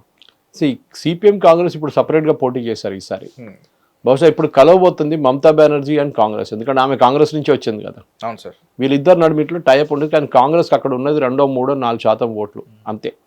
అంటే బీజేపీ వర్సెస్ లెఫ్ట్ గా మారే ఛాన్స్ ఏమన్నా అంత స్ట్రాంగ్ కనిపిస్తుంది? ఎందుకంటే ఒక గ్రూప్ ఆఫ్ ఓటర్స్ ఉంటారు, వాళ్ళు బీజేపీకి ఓట్ అయ్యారు, అది మీకు తెలిసిందే. మైనారిటీ కమ్యూనిటీ వాళ్ళు ఇప్పుడు దాకా తృణమూల్కి ఓట్ వేస్తుంటే, అది కూడా చాలా మంది బంగ్లాదేశ్లో ఉన్నారు, వాళ్ళందరూ పారిపోయారు. అందరు కాదు, ఒక 40% పారిపోయిన, మిగతా స్టేట్స్కి వెళ్ళిపోయారు. సో అక్కడ ఉన్న ముస్లిమ్స్ మాల్డా, ముషీదాబాద్, 24 పర్గనాస్లు ఉన్నాయి. ఇప్పుడు 80 సీట్లు గెలిచారు. తృణమూల్ చిన్నది కాదు, వాళ్ళు ఏదో టోటల్ వైప్అవుట్ కాలేదు. 80 సీట్లలో most of them are minority dominated constituencies. ఇప్పుడు ఏం చేయబోతున్నారంటే అదే ఓట్లు ఈసారి ఫల్తా అని చెప్పి ఒక అసెంబ్లీ సెగ్మెంట్లో మొన్న ఎలక్షన్ జరిగింది. ఫస్ట్ ఎలక్షన్లో రీ-ఎలక్షన్ పెద్ద గొడవ జరిగితే రీ-ఎలక్షన్ చేశారు, మొన్న జరిగింది. బీజేపీ 120,000 ఓట్లతో గెలిచారు. అక్కడ it's Muslim dominated constituency. Second వచ్చిన సిపిఎంకి వచ్చింది, అక్కడ జహంగీర్ ఖాన్ అని చెప్పి దీనికన్నా ముందు 1,00,000 ఓట్లతో కలిసిన ఆడు 4వ స్థానం వచ్చి వాడు డిపాజిట్ పోయింది, వాడికి 4,000-5,000 ఓట్లు వచ్చింది అంతే. ఆలోచించారు. ఫాల్టాలో తృణమూల్ క్యాండిడేట్ ఆయన. కాంగ్రెస్ 3వ స్థానంలో, సెకండ్ స్థానంలో సిపిఎం, వాళ్ళకి 40,000 ఓట్లు వచ్చినాయి. 40,000 ఎక్కడి నుంచి వచ్చినాయి? టీఎంసీకి వెళ్ళాల్సిన ఓట్లంతా ఇక్కడికి వచ్చాయి. అన్నీ కాదు, 40,000 వచ్చినాయి, మిగతా బీజేపీకి వెళ్ళింది. సో న్యాచురల్లీ అంటే మొత్తం సిపిఎం రివైవల్ అవుతుందని చెప్పలేం, కానీ కేరళ లాగా కాదు వెస్ట్ బెంగాల్. కేరళలో మీరు చూడండి, ఇప్పుడు కూడా సిపిఎంకి ఒక డెడికేటెడ్ 30% ఓట్లు ఉన్నాయి అక్కడ. ఇప్పుడు కూడా ఎక్కడికి వెళ్ళదు అది కాన్స్టిట్యున్సీలో. వాళ్ళ గ్రాండ్ ఫాదర్ ఓట్ చేసిండు, ఫాదర్ ఓట్ చేసిండు, కొడుకున్నారు, వీళ్ళందరూ కమ్యూనిస్ట్ భావజాలం ఉన్నారు వీళ్ళకి. వెస్ట్ బెంగాల్లో మనం చూడలేదు, రాత్రికి రాత్రి కంప్లీట్గా తృణమూల్ వైపు వెళ్ళిపోయారు అందరూ, కమ్యూనిస్ట్ పార్టీ కార్డు. మనం సెపరేట్ మాట్లాడచ్చు, ఎందుకంటే అన్ని సంవత్సరాలు ఉన్నామే లైక్ రెజ్యూమ్ చేంజ్ చేయడం చాలా బిగ్ థింగ్, కాబట్టి దాని మీద ఒక రోజు మనం చేయాలి సార్. దిస్ ఇస్ ద పెద్ద రెవల్యూషన్. ఎందుకంటే రాత్రికి రాత్రి కమ్యూనిస్ట్ వాళ్ళందరూ తృణమూల్లో వెళ్ళిపోయారు. ఓకే, దానికి కారణాలు ఏంటి అంటే ఫిలాసఫీ లేదా? మీరు ఓన్లీ అప్పుడు ఎవరు పవర్లు ఉన్నారు వాళ్ళు ఎంత తిరుగుతారు కదా, అంతే కదా. సిద్ధాంతాలు కూడా ఉంటాయి కదా సార్, బేసికలీ దానికే కట్టుబడి ఉంటారు. ఇప్పుడు కిరణ్ కుమార్ రెడ్డి గారు ఉన్నారు, ఆయన నాతో చదివిన మనిషి. Nallari Kiran Kumar, he was my classmate. XEM. Okay. Saint Joseph కాలేజ్లో మేము చదివినాం ఇంటర్మీడియట్లో, విఠలవాడి హిమాయత్ నగర్. ఆయన ముఖ్యమంత్రి ఉన్నప్పుడు ఆయన ఇంట బయట ఒక 500 మంది కనిపిస్తుంది మీకు రోజు. ఇప్పుడు రేవంత్ రెడ్డి ఇంటి బయట కనిపిస్తారు మీకు, లేకుంటే బట్టి విక్రమార్క ఉన్న మన ప్రజాభవన్ దగ్గర కనిపిస్తారు మన గ్రీన్లాండ్స్లో. ఏ రోజు ఆ కుర్చీ నుంచి దిగుతారో ఆ రోజు ఒక్కడు రాడు. అదే జరిగింది కిరణ్ కుమార్ రెడ్డి, ఒక్కడు లేడు. ఏ రోజు ఆయన రాజీనామా చేసి నెక్స్ట్ డే మార్నింగ్ 5 మంది కూడా లేడు బయట. ఆ చేరుకున్న పవర్ అని చూడండి, అది ఇంపార్టెంట్. అదే మమతా బెనర్జీతో జరుగుతుంది, అదే అభిషేక్ బెనర్జీతో జరుగుతుంది. మీరు ఆ చైర్ నుంచి ఏ రోజు దిగారో మిమ్మల్ని కుక్కల్లా కొట్టారు రోడ్డు మీద ప్రజలు. 15 years పాలించిన ఒక సీఎం నెఫ్యూని గుడ్లతో కొట్టడం అనేది, గుడ్లు కొట్టడం ఏంటి, బట్టలు చూసారా, చింపేశారు బట్టలు. మామూలుగా కార్లు దిగరు సార్, కాన్వాయ్ వాళ్ళకి ప్రైవేట్ కాన్వాయ్ ఉంటది, అలాంటిది బైక్ మీద ఎక్కడం అనేది చూడండి. కార్ నుంచి గుంజి బయటకు తీశారు పబ్లిక్. అప్పుడు పారిపోవడానికి వాళ్ళ పార్టీ సపోర్టర్ బైక్ మీద కూర్చుండు, ఆ బైక్ కొని కొట్టిండు పబ్లిక్. అప్పుడు ఈయన కింద పడ్డాడు, అప్పుడు ఈయన కొట్టిండు, మళ్ళీ కాలుతో కొట్టిండు, చెప్పలతో కొట్టిండు, గుడ్లతో కొట్టిండు, ఒకడైతే ఇటుక తీసుకొచ్చిండు. ఇదంతా జరిగింది ఆ రోజు. దాంతో షర్ట్ చింపేసిండు, ఆయన కుర్తా చింపేసిండు. సి మహేష్, ఒక మంది కమ్యూనిస్ట్ భావజాలం ఉన్న మిగతా దేశాలు కూడా జరిగింది ఇదంతా, మనం చూస్తుంటాం. ఓకే, ఎక్కడెక్కడ రొమేనియా కానీ, పోలాండ్ కానీ, ఇట్లాంటి యుగోస్లావియా లాంటి అక్కడక్కడ డిక్టేటర్స్ పోయినప్పుడు టీటో లాంటి వాళ్ళు వాళ్ళ మొత్తం స్టాచ్యూ కింద పడేశారు, మొత్తం తీసుకొని గుంజేశారు క్రెయిన్ తీసుకొచ్చి. అంత కోపం ఉండే ఆ టైంలో కూడా. సో మన దేశం కూడా అదే జరిగింది. కానీ బెంగాల్కి ఒక గ్రేట్ ఆపర్చునిటీ ఇది. ఇప్పుడు మనం ఎంత క్రిటిసైజ్ చేసినా కానీ బెంగాల్ ఒక మాట మనం గుర్తుపెట్టుకోవాలి. మనం ఇప్పుడు కూడా దాని లిటరేచర్ గురించి మాట్లాడుతున్నాం, వాళ్ళ ఇంటలెక్చువల్ కేపబుల్ బెంగాలీ వాళ్ళని తీసుకురావాల్సి. సో ఒకటి నేను చెప్పాను మీకు ఎందుకు అక్కడ అగ్రికల్చర్ ఫ్లాప్ అయిందని. సో అగ్రికల్చర్ కొంచెం land holding land ceiling act తీసేసేయాలి వస్తుంది. అప్పుడు అగ్రికల్చర్ ల్యాండ్ హోల్డింగ్, అది కాకుండా ఇప్పుడు మన కోకాపేట ఇక్కడంతా ముందు అగ్రికల్చర్ ఉండే, వాళ్ళు అమ్మేసి వెళ్ళిపోయింది. ఇప్పుడు 200 ఏకర్ నడుస్తున్నాయి, అప్పుడు వాళ్ళు అమ్మినప్పుడు 50 లక్షలు అమ్ముంటారు. సో వాళ్ళకి వచ్చిన డబ్బులు వచ్చినాయి వాళ్ళకి, కానీ అక్కడ వాల్యూ పెరుగుతుంది పోతుంది, కానీ అన్అఫోర్డబుల్గా కాకూడదు. ఫర్ ఎగ్జాంపుల్ లాస్ట్ ఇయర్ బెంగాల్లో టోటల్ అమ్మిన ఫ్లాట్లు 20 లక్షల్లో, 15 నుంచి 20 లక్షలు అంతే టోటల్ నంబర్ ఆఫ్ ఫ్లాట్స్. హైదరాబాద్లో 60 లక్షల ఫ్లాట్లు అమ్మారు. నిన్న ఒక డిబేట్లో చూశాను, ఇది నేను పాయింట్స్ అక్కడి నుంచి చెప్తాను, నా ఫిగర్స్ కాదు ఇది. ముంబై మెట్రోపాలిటన్ రీజన్లో 1.2 lakhs flats were sold. So ఎందుకు కల్కటాలో ఇప్పుడు కూడా డిమాండ్ లేదు, ఎందుకంటే ఇన్ఫ్రాస్ట్రక్చర్ లేదు, అక్కడ కంపెనీలు లేవు, ఎకానమీ క్రియేట్ చేయలేదు. ఇప్పుడు మీరు అది క్రియేట్ చేస్తే యంగ్స్టర్స్ తిరిగి వస్తారు, బెంగాలీ యంగ్స్టర్స్ మిగతా ప్లేస్ చోట్లకంటే వాళ్ళు తిరిగి మళ్ళీ అక్కడికి వస్తారు. మా ఫ్రెండ్ ఒక ఆమె మీకు పంపించాను నిన్న అది వీడియో, ఆమె బెంగాలీ, చూడండి అమ్మా ఇది అని చెప్పేసి పంపించాను. ఆ న్యూస్ చూసి నేను will Kolkata become the next Hyderabad, that is the headline of the news. ఒక ఎకనామిక్ ఛానల్ వచ్చింది, అది మంచిగా ఉండే, half an hour discussion with real estate people and all. So మనం ఆ పొజిషన్కి హైదరాబాద్ వాళ్ళే చెప్తారు 10 సంవత్సరాలు పడుతుంది, కానీ మొదలు పెట్టచ్చు ఇప్పుడు. We can start the process. IT companies తీసుకురావడం, అంటే మిగతా ఇండస్ట్రీస్ తీసుకురావడం, మ్యానుఫ్యాక్చరింగ్ తీసుకురావడం, ఇవన్నీ చేయొచ్చు. బెంగాలీస్ ఆ టాలెంట్ ఉంది, కానీ దానికి అట్లాంటి ఒక గవర్నమెంట్ ఉండాలండి. వీళ్ళు కమ్యూనిస్ట్ వాళ్ళు చేయలేదు, Mamata was totally anti industry. దానికోసం ఎవ్వరు రాలే అక్కడికి బెంగాల్కి ఇన్ని సంవత్సరాల నుంచి. ఇప్పుడు ఒక మార్పు రాబోతుంది. ఆ మార్పును తీసుకొచ్చిన డెఫినెట్లీ సువేందు అధికారికి దాని పెద్ద రెస్పాన్సిబిలిటీ ఉంటుంది. పాసిబుల్ ఇప్పుడు స్వపన్ దాస్ గుప్తా గారిని తీసుకున్నారు, ఎంపీగా ఉన్న ఆయన్ని తీసుకున్నారు క్యాబినెట్లో. బహుశా ఆయన ఉండొచ్చు మినిస్టర్. ఓకే, ఆయన తీసుకొస్తే ఆయన కూడా యాక్ట్ చేస్తారు. ఇది ఇండస్ట్రీ మినిస్టర్గా వస్తే ఆయన కూడా చాలా మటు కష్టపడతారు. ఆంధ్ర కానీ తెలంగాణ కానీ తమిళనాడుకి రాత్రికి రాత్రి రాలేదు ఇండస్ట్రీస్ అంతా. చంద్రబాబు నాయుడు గారు ఎంత కష్టపడ్డారు హైటెక్ సిటీ సెటప్ చేయడానికి మన అందరూ తెలిసిందే. ఇప్పుడు మనం కూర్చొని మాట్లాడుతున్నాం కోకాపేట అది ఇది అని చెప్పి, ఆ టైంలో ఆయన చేశారని చెప్పి ఇట్లా అయింది. ఇది వీ షుడ్ అప్రిషియేట్. ఆయన ఆ టైం చేసినప్పుడు చాలామంది అన్నారు ఐటీ ఏంటి, ఇదేంటి, అదేంటి అని చెప్పి. ఏం జరిగింది మనకు తెలుసు ఇప్పుడు. సో ఇది చాలా ఇంపార్టెంట్ అన్నమాట. సో డెవలప్మెంట్ జరగాలంటే it is a plan, double engine సర్కార్ అంటారు వీళ్ళు. సెంట్రల్ గవర్నమెంట్, స్టేట్ గవర్నమెంట్ ఇద్దరు కలిసి చేస్తే కల్కటాకి మళ్ళీ తిరిగి వస్తుంది. ఎందుకంటే కల్కటా ఒక టైంలో నేను చెప్పాను చూడండి, శ్రీపురంలో ఆ రోజు HSBC does to import high talent people, export high talent మనుషులు మిగతా స్టేట్లో మిగతా కంట్రీస్ వెళ్ళి పనిచేస్తుండే బెంగాలీ వాళ్ళు. తర్వాత ఏమైందంటే ఈ చదువు లేని వాళ్ళు చాలామంది, ఎడ్యుకేషన్ కూడా పోయింది, అక్కడ సిస్టమ్ మొత్తం పోయింది, వాళ్ళు లేబర్ని ఎక్స్పోర్ట్ చేయడం మొదలుపెట్టారు. ఇప్పుడు మీరు ఏ రియల్ ఎస్టేట్ ప్రాజెక్ట్ అని తీసుకోండి, మొత్తం బెంగాలీ వాళ్ళు కనిపిస్తారు అక్కడ మీకు. తో మీ ఎర్నింగ్ తగ్గిపోయింది. ఆడికి ₹1,00,000 ఐటీ వరకు వచ్చేది, వీడికేమో నెలకు 20, 30, 40 వేలు వస్తుంది అంతే. So your quality of export is human potential తగ్గిపోయింది వైట్ కాలర్ నుంచి. ఇది జరగాలి బ్లూ కాలర్కి. ఇది బెంగాల్ రివర్స్ చేయాల్సి వస్తుంది. దీన్ని చేయొచ్చు, కానీ అట్లాంటి ఒక అడ్మినిస్ట్రేషన్ కావాలి, ప్రొయాక్టివ్ ఉన్న అడ్మినిస్ట్రేషన్ కావాలి. ఈ అభిషేక్ బెనర్జీని కొట్టిందో, కళ్యాణ్ బెనర్జీని కొట్టిందంతా ఒక వారం తర్వాత అయిపోతుంది న్యూస్ అంతా. దాని తర్వాత హనీమూన్ పీరియడ్ ఉంటుంది ఒక 6 నెలలు. ప్రజలు అడగరు ప్రశ్న, దీని తర్వాత అడుగుతారు మీరేం చేస్తున్నారు. అది బీజేపీకి ఒక స్ట్రాంగ్ ప్లాన్, ఇండస్ట్రియల్ ప్లాన్ మెయిన్గా. వాళ్ళు ఇంకేం చేయక్కర్లేదు, ఎందుకంటే సినిమా ఇండస్ట్రీ కానీ లిటరేచర్ అంతా ఆటోమేటిక్లీ అక్కడ ఉంది. నేను అక్కడ సత్యజిత్ రే ఫిలిం ఇన్స్టిట్యూట్ కూడా ఉంది అక్కడ, నేను వెళ్ళాను అక్కడికి. అక్కడ ఉండాల్సిన అవకాశం కూడా, లైక్ అవసరం కూడా ఉంది అక్కడ. That's what I'm saying. So Bengali cinema industry is known for that, literature they are known for that. చాలా మటుకు వాళ్ళ పట్టు బెంగాలీ లిటరేచర్ చాలా స్ట్రాంగ్. అది ఇది మనం అదే సేమ్ టైంలో ఇండస్ట్రీ తీసుకురావాల్సి వస్తుంది. అండ్ స్పెషలీ బెంగాల్ ఒక నార్త్ ఈస్ట్కి ఒక ఫీడర్ లాగా పనిచేయచ్చు ఎంటైర్ నార్త్ ఈస్ట్కి. అక్కడి నుంచి నార్త్ ఈస్ట్లో పనిచేస్తున్న చాలామంది అబ్బాయి అమ్మాయిలు ఇప్పుడు హైదరాబాద్లో లేకుంటే మన బెంగళూరులో, ఢిల్లీలో వెళ్ళి పనిచేస్తున్నారు. వాళ్ళు కూడా కలకట్టాకి వచ్చి పనిచేయచ్చు. వాళ్ళ ఇంటికి వెళ్ళడానికి దగ్గర ఉంటుంది వాళ్ళకి. మిజోరాం, మేఘాలయ, నాగాలాండ్, మణిపూర్, అరుణాచల్ ప్రదేశ్, ఇట్లాంటి అస్సాం, వీళ్ళందరూ they can all be part of it, even Sikkim. So it's a great move. కానీ ఒక టైం ప్లాన్ ఆల్రెడీ సువేందు అన్నారు, Suvendu Adhikari already made it very clear. మా దగ్గర టైం ప్లాన్ ఉంది, దాన్ని బట్టి మేము ఇంప్లిమెంట్ చేయబోతున్నాం.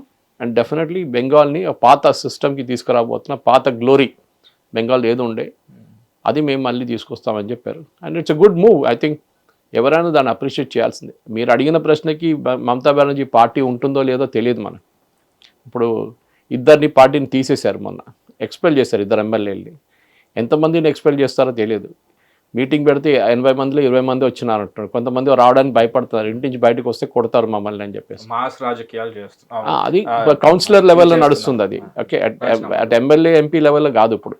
అది కూడా జరుగుతుంది కొన్ని రోజుల తర్వాత, ఎందుకంటే వాళ్ళు రిజైన్ చేస్తే వాళ్ళ సీటు పోతుంది, మళ్ళీ అక్కడ ఎలక్షన్ నడుస్తుంది. మళ్ళీ ఆసారి బీజేపీ వాళ్ళు టికెట్ ఇస్తారని ఏ గ్యారంటీ లేదు. సో వాళ్ళు ఉంటారు, కానీ ఎంత మటుకు ముందుకు తీసుకెళ్తారో చూడాల్సింది. లేకుంటే పార్టీ స్ప్లిట్ అవుతుందా, అది కూడా ఒక జరగవచ్చు. ఇదంతా మనం చూసాం. ఓకే, ఇది ఒకసారి శివసేన కేసు చూసుకుంటే మీకు తెలిసిపోతుంది. పవర్ లేనప్పుడు ఇమీడియట్ స్ప్లిట్ అయిపోతారు. ఫోర్స్ టైప్స్ కూడా అవుతుంటాయి. మీరు కేసీఆర్ సంగతి చూడండి, ఇక్కడ ఆమె కూతురే ఇంకో పార్టీ పెట్టుకుంది, ఇప్పుడు అదే జరగవచ్చు. సో పవర్ లేనప్పుడు ఇదే జరుగుతుంది, వాళ్ళు స్ప్లిట్ అవుతారు. అది బహుశా అక్కడ కూడా జరుగుతుంది. మమతా బెనర్జీని స్ప్లిట్ చేస్తే బీజేపీ వాళ్ళు ట్రై చేస్తారు, ఎందుకంటే మళ్ళీ వాళ్ళకి ఆపోజిషన్ అనేది ఉండదు.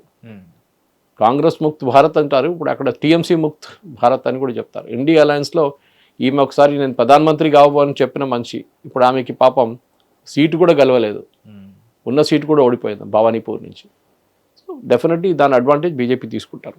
సార్, ఇండియా కూటమిలో ఉన్నప్పటికీ రాష్ట్ర స్థాయిలో విభేదాలు ఉన్నాయి మమతా బెనర్జీతో. సో ఇప్పుడు చూస్తుంటే అధికారం లేదు, అండ్ కౌన్సిలర్లు ఎమ్మెల్యేలు కూడా మెల్లిగా రాజీనామాలు చేస్తున్నారు, కౌన్సిలర్లు అందరూ చేస్తున్నారు. సో ఫోర్స్ టైప్ ఏమైనా చేసుకునే అవకాశం ఉందా విత్ కాంగ్రెస్? ఫోర్స్డ్ అని చెప్పలేము, టైప్ ఉంటుంది. ఎందుకంటే ఇప్పుడు అల్లుడికి ఆ పరిస్థితి వచ్చిందంటే ఫ్యూచర్లో ఏం జరుగుతుంది? ఎందుకంటే చెప్పాలంటే ఇది ఇండైరెక్ట్లీ లైక్ ఇది షాడో కోపమే, ఆమె మీద కోపం. మహేష్, నేను చెప్పాను చూడండి, కాంగ్రెస్కు ఉన్న 2 నుంచి 4 నుంచి 6% ఓట్లతో ఏం చేయలేరు వాళ్ళు. మీరు ఒక 15-20% ఓటు మీ దగ్గర ఉంటే మిగతా పార్టీ వాళ్ళు రెస్పెక్ట్ ఇస్తారు మీకు. వాళ్ళ దగ్గర ఉన్న 20% తీసుకొచ్చి గెలవచ్చు సీటు. ఒకసారి మీరు 35% క్రాస్ చేస్తే ట్రైపార్టీ కాంటెస్ట్లో, 3 పార్టీల కాంటెస్ట్లో డైరెక్ట్ కాంటెస్ట్ చేస్తే మీకు 50 కన్నా ఎక్కువ రావాలి, మీకు ఓట్లు 50% కన్నా ఎక్కువ రావాలన్నమాట. సో కాంగ్రెస్ని తీసుకొని ఏం చేస్తారు ఆమె? దీనికన్నా ముందు మనం చూసాం, కాంగ్రెస్ సిపిఎం కలిసి పోటీ చేశారు లాస్ట్ టైం, ఒక్క సీటు కూడా రాలేదు. ఈసారి అట్లీస్ట్ 3 సీట్లైనా వచ్చినాయి, సపరేట్గా పోటీ చేస్తారు. అది కూడా 3 కూడా మైనారిటీ, అంటే ముస్లిం క్యాండిడేట్స్.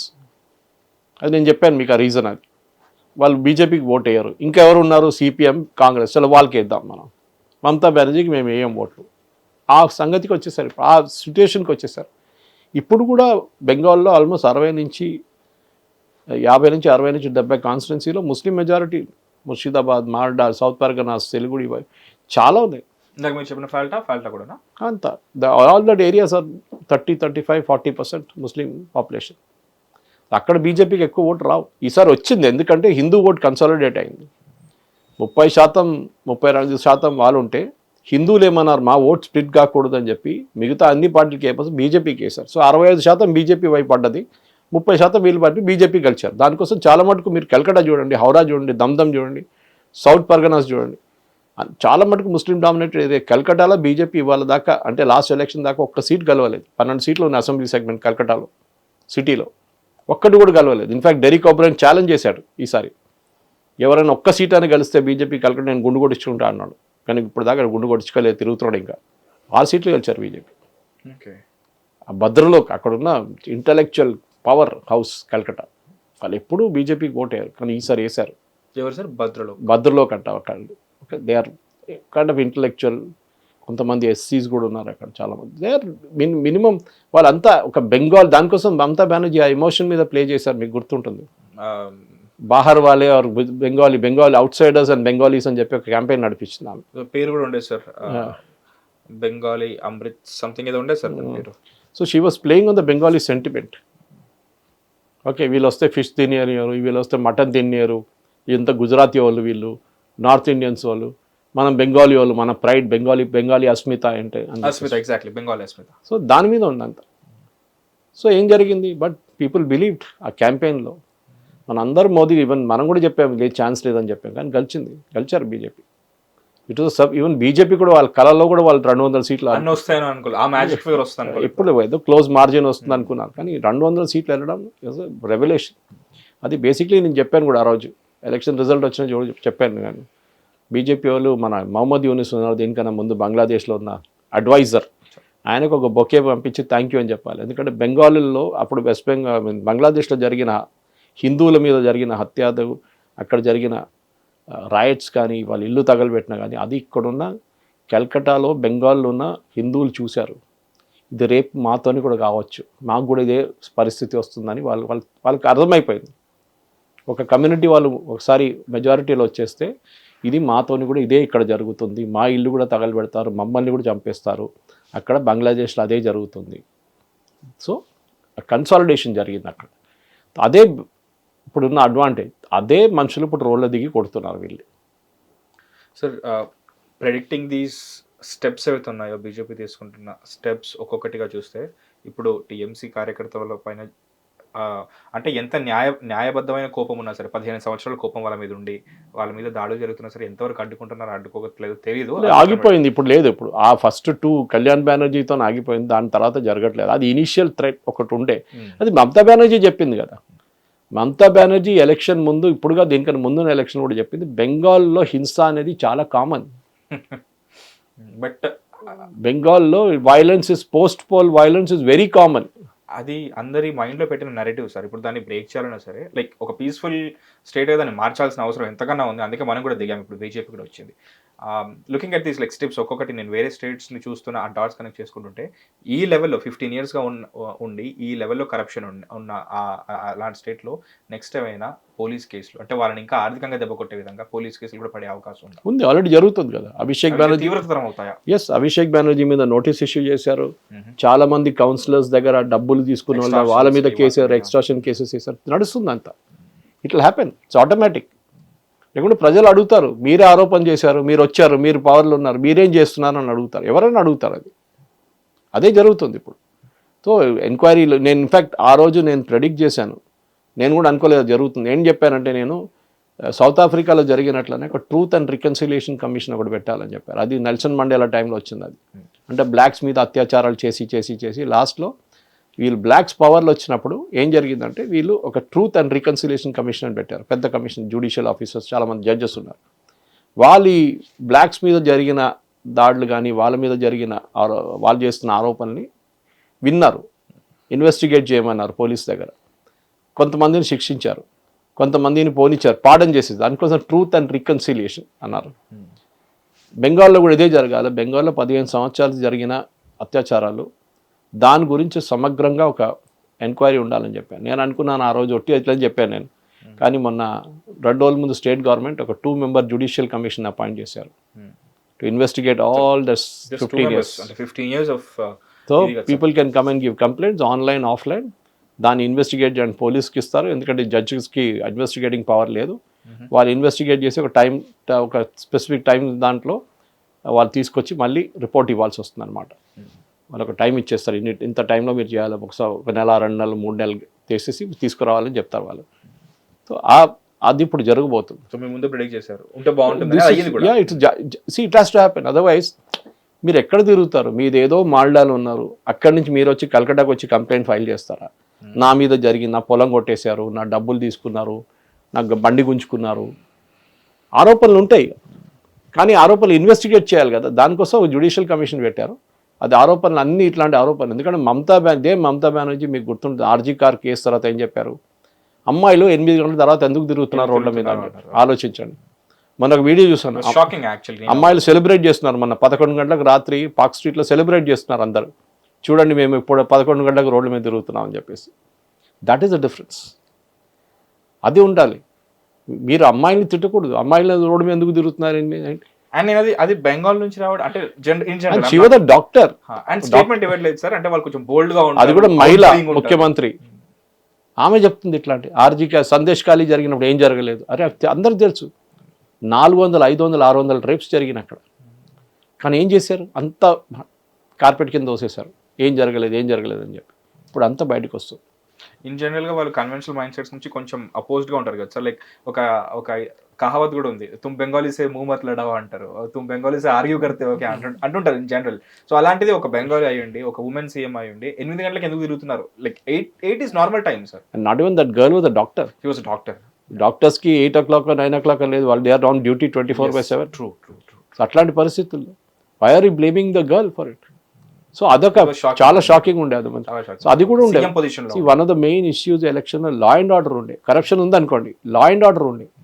ఇప్పుడు ఉత్తరప్రదేశ్లో ఒక టైంలో ఇదే సంగతి ఉండే, రాత్రి 8 గంటలు అమ్మాయిలు బయటికి రారు. ఇప్పుడు చూడండి, యోగి ఆదిత్యనాథ్ వచ్చారు, ఒక్క రేప్ కేసు జరిగింది అనుకో, మొన్న కూడా ఒకటి జరిగింది, కథ వాడు నెక్స్ట్ డే ఎన్కౌంటర్, వాడు అయిపోయింది మన సంగతి. మళ్ళీ వాడి కోర్టులో తీసుకెళ్లడము, జడ్జి ముందు ప్రజెంట్ చేయడము, జ్యుడిషియల్ రిమాండ్ చేయడము, మళ్ళీ ఆయన బిర్యానీ తినిపించడము, ఏం లేదు, డైరెక్ట్ కొట్టేసాడు. 10 సార్లు ఆలోచిస్తాడు నెక్స్ట్ ఫెలో చేసేటోడు, నా సంగతి కూడా ఇదే అవుతుందని చెప్పేసి. ఆ భయం ఉండాలి, డర్ అచ్చా, అది ఉండాలి. అయితే వెస్ట్ బెంగాల్లో బీజేపీకి ఒక టెస్ట్ కేసు ఇది. రేపు మీద ఇదే ఐడియా మీరు కేరళలో అయితే గెలవలేరు, వాళ్ళు పాపులేషన్ వాళ్ళ వ్యతిరేకంగా ఉంది. అక్కడ ముస్లిం పాపులేషన్ ఎక్కువ ఉంది, క్రిస్టియన్ పాపులేషన్ ఎక్కువ ఉంది. కానీ మీరు మిగతా స్టేట్స్లో మీరు చేయవచ్చు ఇది. ఓకే, ఒక తమిళనాడు మీ దగ్గర ఉంది ఎగ్జాంపుల్. ఓకే, అక్కడ చేయవచ్చు మీరు. మిగతా స్టేట్లో అయితే బీజేపీ పవర్లో ఉన్నారు ఆల్రెడీ. ఓకే, సో అదొకటి చూపించచ్చు, మేము వస్తే మేము ఈ మార్పులు తీసుకురావచ్చు అని చెప్పి.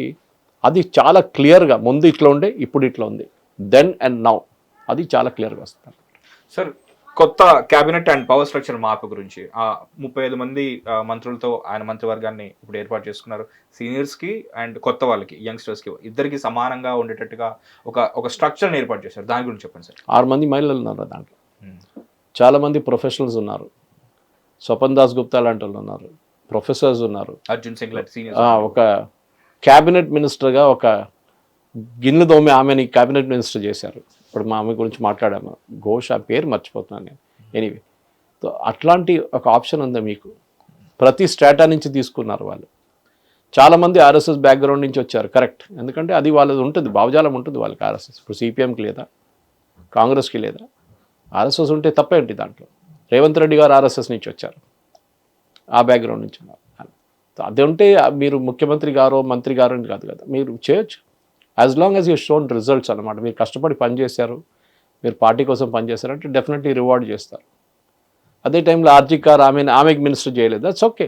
అందరిని మినిస్టర్ చేయలేము మనం, ఒక లిమిట్ ఉంటుంది, దానికి రిప్రజెంటేషన్ చూడాల్సి వస్తుంది.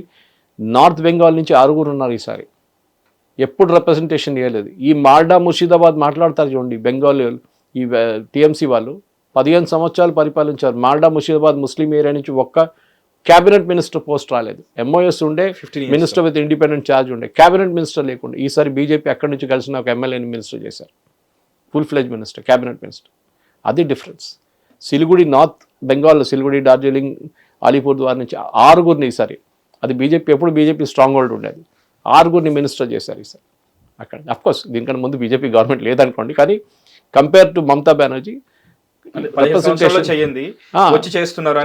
అదే అంటారా.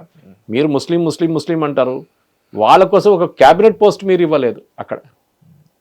సో బీజేపీ ఏం చేశారు, వాళ్ళ క్యాండిడేట్ గెలిచిన క్యాండిడేట్ని ఆ ఏరియా నుంచి, ముర్షిదాబాద్ మాల్డా ఏరియా నుంచి క్యాబినెట్ మినిస్టర్ చేశారు. సార్ వాళ్ళకన్నా అర్థమైంది అనుకుంటున్నారా? అంటే ఓన్లీ మనని ఓట్ బ్యాంక్ కోసం వాడుకున్నారు అంతేగాని మనకి ఏ ఇంపార్టెన్స్ లేదని వాళ్ళకి మాత్రం కొంచెం అప్పుడు అర్థమైంది వాళ్ళకి. ఇప్పుడు దానికోసం ఓవేసీ ఎక్కడెక్కడ వీళ్ళు గెలుస్తాడు ఎందుకు, వాళ్ళు అక్కడున్న లోకల్ పార్టీస్ని తీసుకొచ్చేసి ఈడేంట్రా యూజ్లెస్, సమాజ్వాదీ పార్టీ ఈడ ఏం చేస్తాడు మాకోసం, మాయావతి ఏం చేస్తుంది, బీహార్లో కూడా అదే జరిగింది.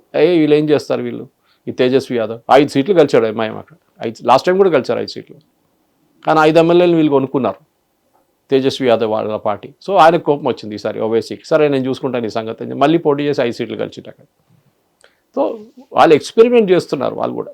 ఇవి వెస్ట్ బెంగాల్ ప్రస్తుతానికి తాజా పరిస్థితులు. అక్కడ ఈ కొత్త గవర్నమెంట్ ఒక పాజిటివ్ వాతావరణాన్ని క్రియేట్ చేసిందని అనిపిస్తుంది. ఎందుకంటే రాత్రులు 11 గంటలకు అమ్మాయిలు బయటకు వచ్చి చూడండి మేము బయట ఉన్నామని సెలబ్రేట్ చేసుకుంటున్నారు. అంటే ఎందుకంటే గత ప్రభుత్వంలో 15 సంవత్సరాలు పాలించిన టీఎంసీ ప్రభుత్వంలో మమతా బెనర్జీ ఒక ఉమెన్ అయ్యుండి 8 గంటలకు ఒక అమ్మాయి బయట ఏం చేస్తుంది, అది కూడా ఒక డాక్టర్ని ఉద్దేశించి అనడం అయితే ఉందో దానికి కాంట్రాస్ట్గా ఎగ్జాక్ట్లీ ఆపోజిట్గా ఒక గవర్నమెంట్ మారితేనే ఇక్కడ అంతా బాగుంటుంది అన్న ఉద్దేశంతోనే వాళ్ళు చాలా కాన్షియస్గా ఓటు వేసుకొని ఈ గవర్నమెంట్కి తెచ్చుకున్నారేమో అనిపిస్తుంది. అదే దిశగా అందులో భాగంగానే ఇప్పుడు ఈ సెలబ్రేషన్స్ అని అనుకోవచ్చు. ఇంకా అక్కడ జరుగుతున్న తాజా పరిణామాలు పరిస్థితులను ఎప్పటికప్పుడు మీకు చేరవేస్తాం. అండ్ కమెంట్ సెక్షన్ ఎప్పుడు ఓపెన్గానే ఉంటుంది. మాతో ఏం చెప్పాలన్నా సరే you can let us know and stay tuned to Hit TV. This is Mahesh and దీని గురించి క్లియర్గా ఎక్స్ప్లెయిన్ చేసినందుకు thank you so much sir.